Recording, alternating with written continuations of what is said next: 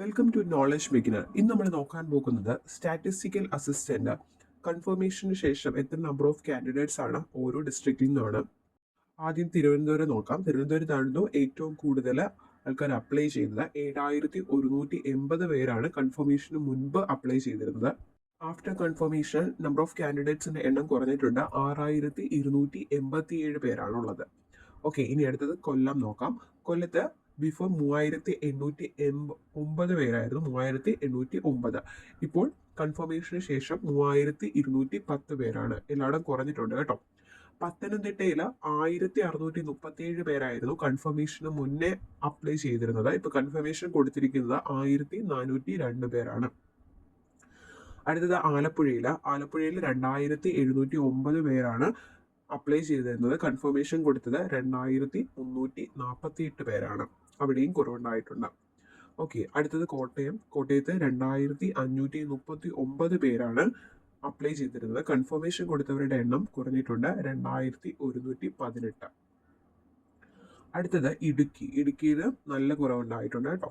1673 പേരാണ് അപ്ലൈ ചെയ്തിരുന്നത്. കൺഫർമേഷൻ കൊടുത്തിരിക്കുന്നത് 1413 പേരാണ്. അടുത്തത് എറണാകുളം നോക്കാം. 3859 പേര് അപ്ലൈ ചെയ്തു. കൺഫർമേഷൻ കൊടുത്തവരുടെ എണ്ണം 3190. അടുത്തത് തൃശ്ശൂരാണ്. തൃശ്ശൂർ 4352 പേര് അപ്ലൈ ചെയ്തു. കൺഫർമേഷൻ കൊടുത്തത് 3573.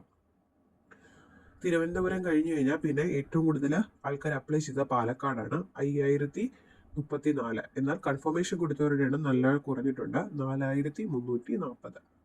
അതുപോലെ തന്നെ മലപ്പുറത്ത് 4746 പേരായിരുന്നു അപ്ലൈ ചെയ്തിരുന്നത്. കൺഫർമേഷൻ കൊടുത്തത് 3942 പേര്.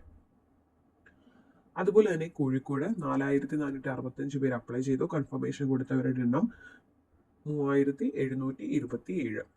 വയനാടാണ് ഏറ്റവും കുറവ് ആൾക്കാർ കൺഫർമേഷൻ കൊടുത്തിരിക്കുന്നത്, 1160. നേരത്തെ 1334 പേര് അപ്ലൈ ചെയ്തിരുന്നു. കൺഫർമേഷൻ കൊടുത്തിരിക്കുന്നത് 1160. കണ്ണൂർ 3587 പേര് അപ്ലൈ ചെയ്തു. ഒരു കൺഫർമേഷൻ കൊടുത്തത് 3070 പേര്. കാസർഗോഡ് 1642 പേര് അപ്ലൈ ചെയ്തു. 1396 പേരാണ് കൺഫർമേഷൻ കൊടുത്തിരിക്കുന്നത്.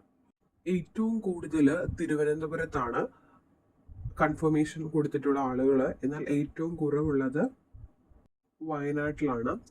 അതുപോലെ തന്നെ സിലബസ് ഇപ്പോൾ വന്നിട്ടുണ്ട്, എല്ലാവരും ചെക്ക് ചെയ്യുക. നേരത്തെ തന്നെ സിലബസ് വന്നിട്ടുണ്ട്.